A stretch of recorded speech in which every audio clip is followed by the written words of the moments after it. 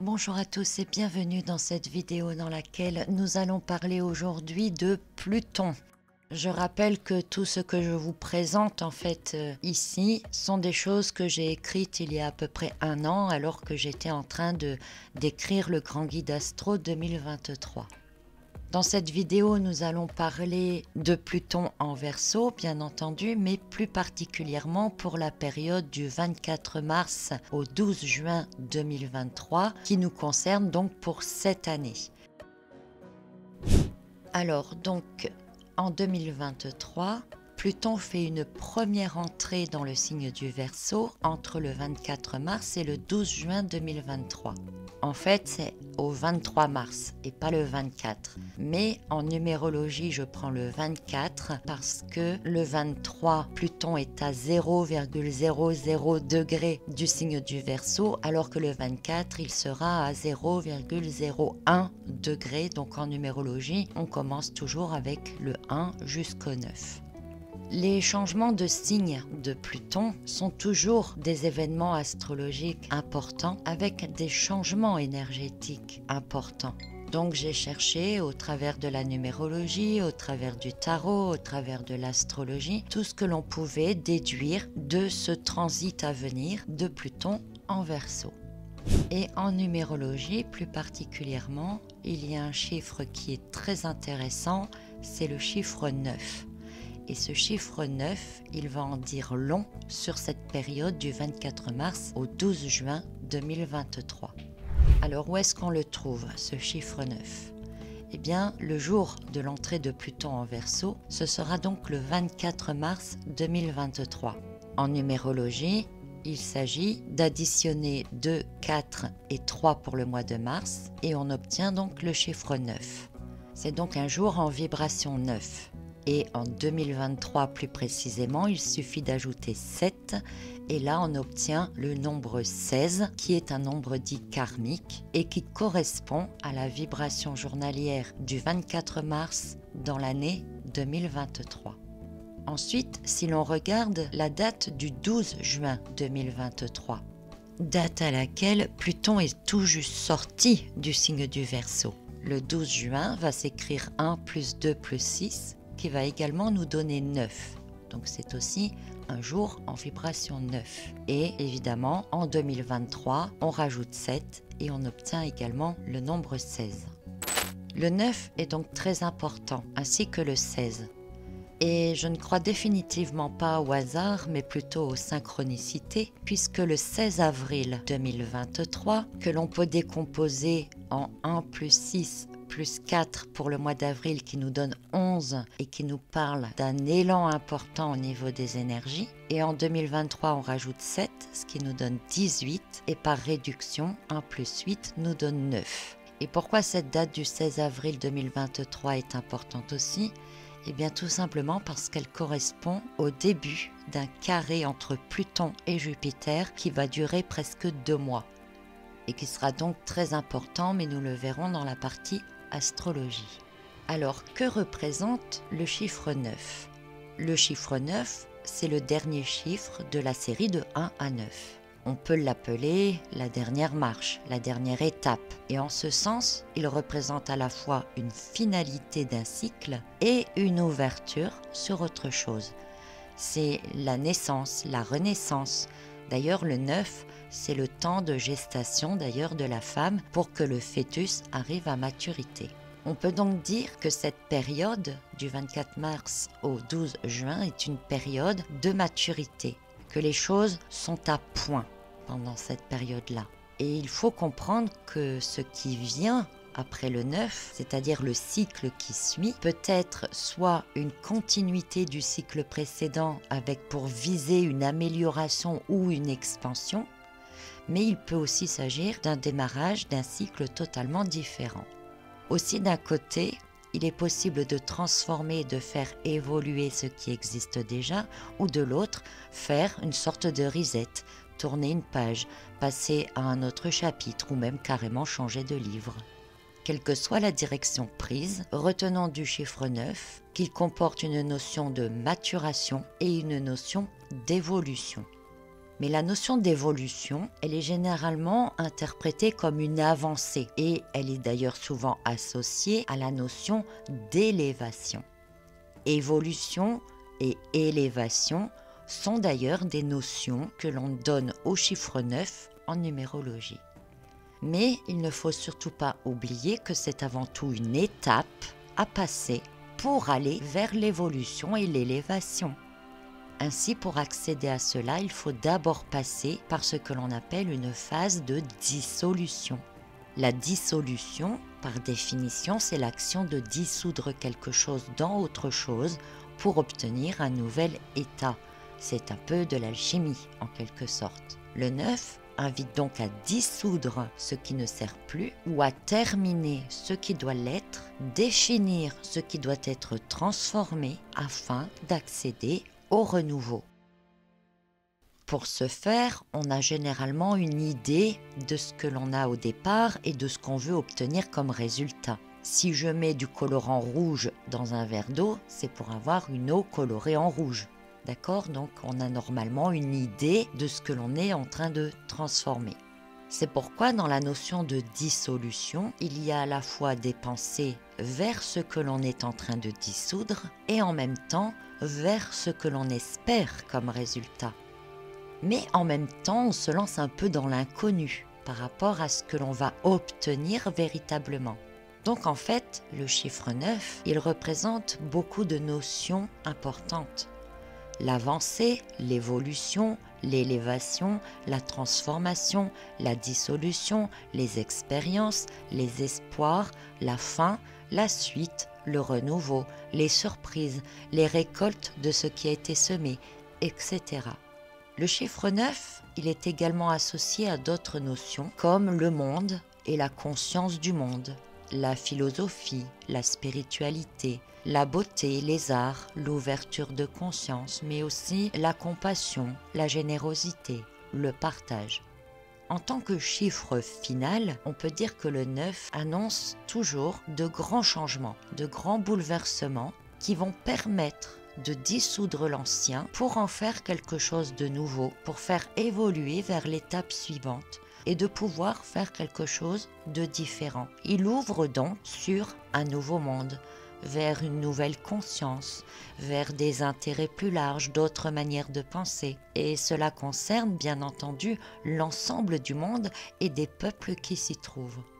Donc, quand on comprend bien ce que représente ce chiffre 9 et que nous regardons la période du 24 mars au 12 juin 2023, on peut se rendre compte que cette période est placée entre deux vibrations 9. Et ces mêmes jours, dans l'année 2023, sont en vibration 16. Le 16, c'est un nombre dit karmique. Il représente en quelque sorte une séparation entre l'unité, le 1, Dieu, on peut dire aussi, et l'homme, représenté lui par le 6. Sur un dé à jouer, le 1 et le 6 sont à l'opposé l'un de l'autre. Le chiffre 6 du 16 est aussi associé à Saturne, qui représente le monde, et le 1 est alors associé à l'homme. Ce qu'on peut dire du 16, c'est que c'est l'homme qui façonne son monde, ou qu'il est responsable du monde dans lequel il vit. Le 16, c'est alors l'homme sur Terre, l'homme qui se débrouille sans Dieu, si vous voulez. Dans le Grand Guide Astro 2023, j'ai également défini le 23 de 2023 comme l'équilibre à trouver entre le bien et le mal, le 2, pour atteindre l'esprit, le 3. Mais bon, je vous renvoie dans le Grand Guide Astro pour tout ça. Alors après, il est intéressant aussi de remarquer que le 24 du 24 mars, par réduction, donne le chiffre 6 et que le 12 du 12 juin donne le chiffre 3 pour des jours qui sont en 9. On a alors une série 3-6-9, une série que nous pourrions globalement traduire par l'homme fait ses choix, le 6 du 24, pour trouver la voie, le 3 du 12 juin, de l'évolution, le 9. Ce qui veut dire que pendant cette période-là, du 24 mars au 12 juin, l'homme va devoir faire des choix qui devront le conduire à une évolution et qui peuvent l'aider à sortir du cycle précédent. Commencez-vous à comprendre la puissance de cette période du 24 mars au 12 juin? En fait, avec les chiffres 6 pour le 24, 3 pour le 12, 9 pour 24 mars et 12 juin et 16 pour ces mêmes dates dans l'année précise de 2023, on peut penser que l'homme est dans une période déterminante d'évolution et dans laquelle il est soumis à la loi du karma. Mais à quel karma? Eh bien par rapport à ce qu'il fait de son monde, de la place qu'il y occupe, un peu comme s'il s'agissait d'une période dans laquelle l'homme doit faire ses preuves, montrer qu'il a tiré des leçons du passé notamment, et qu'aujourd'hui, il peut passer à autre chose. S'il arrive à régler le karma, évidemment. Et mon intuition a alors été guidée à dire qu'une période qui commence par un 9, qui se termine par un 9, ressemble finalement à une boucle temporelle. Et pourquoi j'ai eu cette idée? Eh bien parce que, alors c'est pareil, tout ça c'est dans le Grand Guide Astro 2023, à un moment donné j'ai été attirée, c'était dans l'étude du tarot, vers l'image de l'Ouroboros. Et j'ai envie d'interpréter cette période du 24 mars au 12 juin comme le fait d'être pris dans une boucle temporelle, dans un espace-temps du passé qui pourrait se reproduire aujourd'hui et qui nous permettrait, qui nous donnerait l'occasion de faire d'autres choix ou de choisir une autre forme d'évolution pour l'humanité. Mais cela sera-t-il le cas? Rappelons que le 9 parle d'un état accompli qui doit être dissous pour se transformer.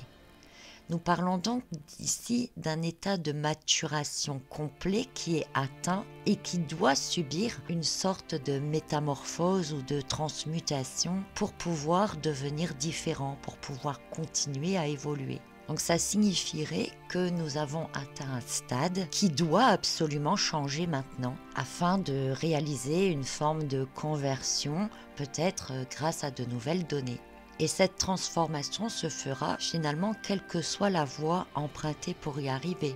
Elle peut se faire de manière intelligente, philosophique, avec compassion, en visant l'intérêt des peuples du monde, en déployant une grande créativité et avec une conscience commune de l'environnement, comme elle peut se faire de manière bestiale en reproduisant des erreurs passées, l'homme se détruisant lui-même, tout comme l'Ouroboros avale et digère son propre corps. Donc si la période semble liée à une dette karmique et qu'en plus elle est une sorte de boucle temporelle, nous pourrions alors, à l'issue de cette période, soit faire un bond de géant en avant ou repartir quelques décennies en arrière. Quand on regarde le tarot et qu'on regarde ces fameux nombres 9 et 16, on a la lame de l'ermite, qui est un homme d'âge mûr, qui arrive en fin de vie, qui observe son passé, qui normalement tire les leçons, qui nous rappelle qu'il y a un temps pour tout et que chaque chose en son temps. La lame 16, elle, c'est celle de la Maison Dieu, qui est une lame qui fait pleinement partie des énergies de l'année, puisqu'elle comporte par réduction le nombre 7, qui est le chiffre de l'année. Cette lame de la Maison Dieu, elle représente une destruction, mais aussi une destruction de l'intérieur. Mais elle représente aussi cette forme de dissolution. Elle montre également qu'il est impossible, on ne doit surtout pas rester sur des acquis. Si on veut évoluer, il faut absolument faire bouger tout ce que l'on sait, tout ce que l'on croit, tout ce que l'on connaît. Alors l'évolution passe par la transformation, c'est une étape sine qua non. Et cette étape, elle va se produire assez rapidement puisque le chiffre de l'année, c'est le 7 qui correspond à la lame du tarot du chariot qui lui parle de prendre son destin en main, d'accomplir sa destinée, de passage à l'action. La lame du chariot, elle est composée du 5 et du 2 qui renvoient aux lames du pape et de la papesse. C'est le couple spirituel dans le jeu du tarot qui précise d'agir en âme et conscience et en fonction de ce qui nous semble juste à réaliser. Un couple qui nous parle d'ailleurs aussi de révélation, de voile qui se lève, permettant l'évolution des consciences dans son sens positif. D'ailleurs, l'ermite met aussi une sorte de lumière sur des choses cachées et la lame de la Maison Dieu parle aussi de révélation, parfois brutale. Dans son sens négatif, avec le chariot, nous pourrions être poussés à agir sous couvert de bonnes intentions, mais sur des mensonges bien gardés. Dans le Grand Guide Astro 2023, j'ai également fait le rapprochement entre la lame du chariot avec Mars et Jupiter et j'ai trouvé des indices qui raccrochent justement la maison Dieu à Jupiter. Alors la maison Dieu, elle représente aussi Pluton et nous avons ce fameux carré dont nous reparlerons dans une partie astro entre Pluton et Jupiter.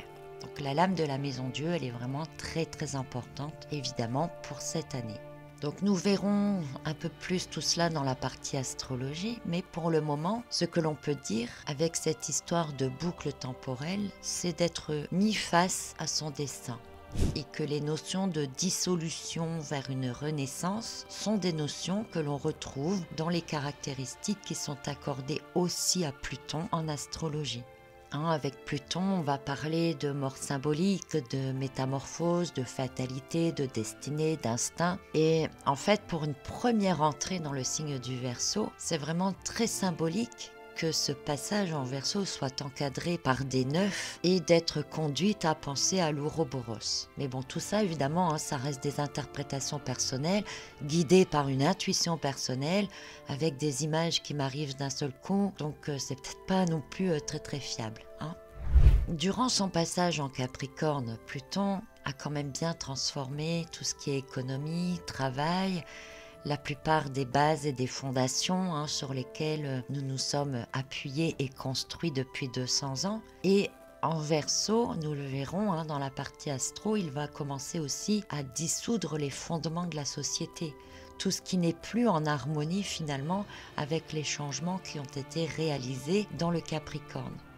Alors avec les chiffres 9, on peut dire que ça va concerner l'ensemble du monde, puisque le 9 est relié à la conscience du monde et donc à l'humanité tout entière.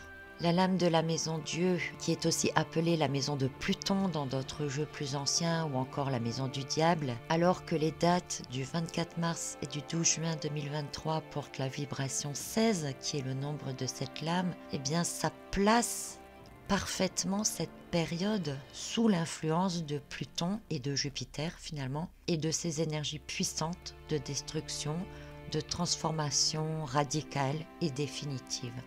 Une étape à passer, une étape importante à passer, un peu comme si cette période était comme un marqueur temporel qui indique un moment important dans lequel on peut mettre fin définitivement à quelque chose avant de mettre en place autre chose.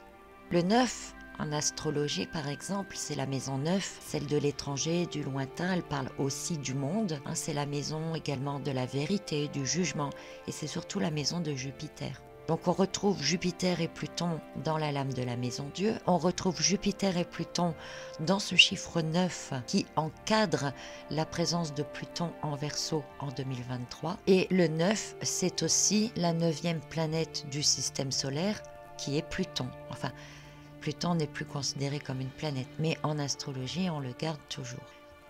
Et ce carré entre Jupiter et Pluton, il va se former pendant que Pluton sera en Verseau. Et un carré, c'est une dissonance. Et on aura là une dissonance, je dirais, entre le maître des cieux, Jupiter, et le gardien des ténèbres, Pluton. Donc ça ne devrait pas passer du tout inaperçu. Et puis je vous rappelle que ce carré entre Pluton et Jupiter démarrera le 16 avril, donc on retrouve le 16, et le 16 avril 2023 sera également un jour en vibration 9. Alors bien sûr, on pourrait parler du chiffre 9 en se concentrant sur l'ouverture de conscience, une générosité débordante, une immense compassion, une créativité à n'en plus finir et même la beauté artistique. Mais nous faisons quand même ici référence à l'entrée de l'astre des ténèbres et aussi à une dissonance entre une planète très puissante qui est Jupiter et Pluton, une dissonance capable de réveiller tous les volcans de la Terre. Aussi, soyons réalistes quant à l'interprétation la plus probable à donner à ce chiffre 9, qui annonce finalement plutôt un point ultime, une finalité, un achèvement, une fin de cycle, un jugement, pourquoi pas. Et ce qui est tout à fait en harmonie avec les caractéristiques accordées à Pluton, la destruction en vue de la renaissance. Donc retenons principalement de tout cela que la période dans laquelle Pluton sera en Verseau en 2023, je parle bien ici pour cette année, est une période qui est encadrée par 2 chiffres 9 et 2 vibrations 16 qui nous demandent, un peu comme pris dans une boucle temporelle, de se rappeler du passé, de tirer des leçons du passé pour essayer de sortir d'une espèce de boucle temporelle qui se répète toujours, de destruction, et que c'est en réalité une chance pour nous qui nous est donnée à cette période-là pour essayer de sortir de ce karma-là et entraîner l'ensemble de l'humanité vers, je l'espère en tout cas, quelque chose de bien meilleur. Mais bon, l'espoir fait vivre, n'est-ce pas ? Voilà, donc j'espère que vous avez compris quelque chose sur cette numérologie de cette période-là. Ne restons pas sur une vision pessimiste ou catastrophique, même si tout peut arriver évidemment. Et soyons de bons alchimistes en essayant de transformer un maximum de choses sans reproduire les erreurs du passé. Je vous retrouve très bientôt pour une autre vidéo dans laquelle nous parlerons de Pluton en Verseau, mais abordé du côté vraiment astrologique. Voilà, donc je vais essayer de vous préparer tout ça et puis je vous retrouve très bientôt pour une nouvelle analyse. En attendant, prenez soin de vous et à très bientôt.